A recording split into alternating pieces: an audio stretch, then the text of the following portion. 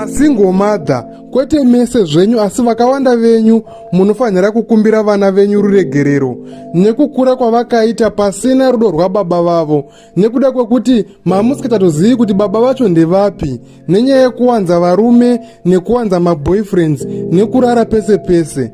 Vamweni venyu makamitisirwa kuda kunzwa comfort yemugD6 neyemumabenzi yemazuva ano. Vamweni nhumbu dzakatobata nekuda kwechicken in kana matiketi ekupinda mumashow nemumagigi. Ende zvinotosvisa ndezvekuti vamweni venyu maita line up pamarume mabenzi nenyaya yekuti mangonzwa kuti uyu anogona bonde, uyu anorova damba refu, kwakutomitisirwa izvozvo nebenzi, mwana kwakutokura asingazivi baba vake.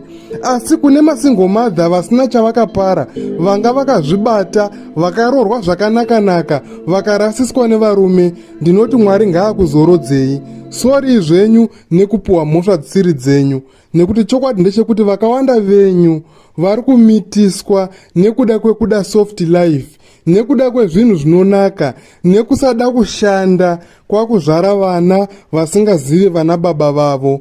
Vana ivavo munofanira kuvakumbira ruregerero kana kuvaripa, nekuti havana chavakatadza, asi ubenzi hwenyu ndo hwakaita kuti vatambure.